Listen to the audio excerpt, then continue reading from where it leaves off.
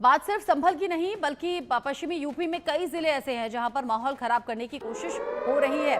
सबसे पहले खबर आप मेरठ से जान लीजिए। यूपी के मेरठ से खबर इस वक्त की बड़ी ये है कि गणेशपुर में दो पक्षों में भारी विवाद हो गया। हिंदू और मुस्लिम पक्षों के बीच में विवाद हुआ। क्रिकेट खेलने को लेकर ये पूरा विवाद था। पुलिस ने कुछ लोगों को इसमें हिरासत में ले लिया है और अब उनसे पूछताछ चल रही है। यानी संभल जहां पर बवाल हुआ और अभी खबर ये है कि मेरठ से इस तरह की खबर आ रही है गणेशपुर में, जहां पर दो पक्षों के बीच में भारी विवाद हुआ है। हिंदू और मुस्लिम पक्षों के बीच में ये विवाद हुआ और बहुत मामूली सी बात थी। क्रिकेट खेलने को लेकर ये पूरा विवाद हुआ और फिर बढ़ता चला गया।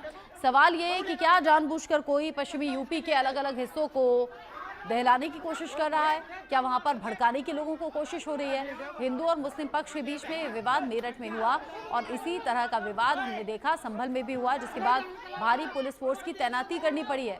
अधिकारी वहां पर लगातार चक्कर काट रहे हैं कि किस तरीके से मामला शांत हो जाए या फिर हालात सामान्य हो जाएं।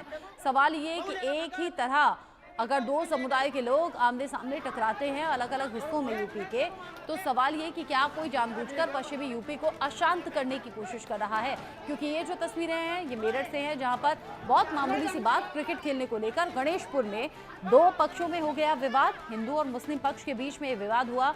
क्रिकेट खेलने को लेकर बात इतनी बढ़ गई कि दोनों पक्षों के लोग आमने सामने आ गए। महिलाएं भी हैं, इसमें बच्चे भी हैं। देखिए आप, पुलिस ने कुछ लोगों को हिरासत में लिया है, पूछताछ उनसे चल रही है।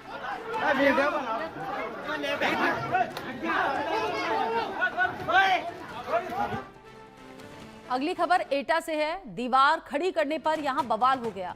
दरगाह के पास में 18 बीघा जमीन को लेकर ये पूरा विवाद है।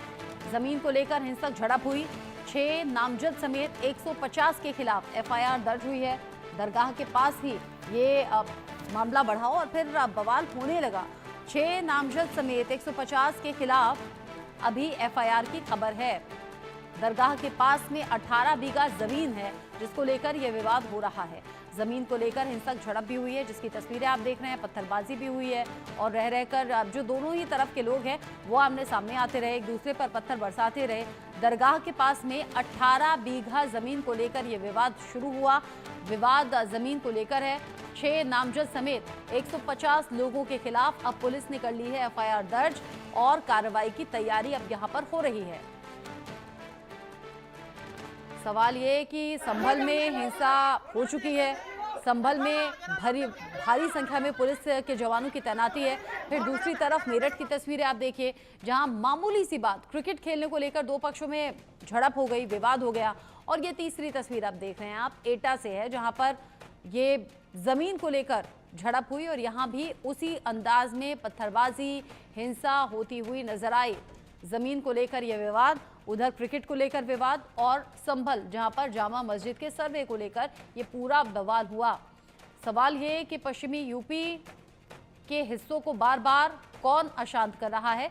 यूपी में अलग अलग शहरों में एक ही जैसे बवाल क्यों हो रहे हैं? दो गुट के लोग आपस में भिड़ते हैं, एक दूसरे पर पत्थर फेंकते हैं, एक दूसरे को चोट पहुंचाते हैं। पहले संभल के हालात अभी पूरी तरह से कंट्रोल हुए नहीं कि अभी मेरठ में भी दो पक्षों के बीच में, जिसमें हिंदू और मुस्लिम दो पक्ष हैं, क्रिकेट खेलना बहुत मामूली सी बात है। सवाल ये भी कि क्या लोग अपने गुस्से पर काबू नहीं कर पा रहे या फिर कुछ लोग हैं जो इन्हें भड़काने की और बरगलाने की कोशिश कर रहे हैं। और अगर ऐसा है, अगर इसके पीछे कोई साजिश है तो पुलिस को पता लगाना चाहिए, जो पुलिस अलग अलग जगह इन्वेस्टिगेट ऑलरेडी कर रही है। मेरठ से खबर, एटा से खबर और इससे पहले संभल की खबर आपने देखी।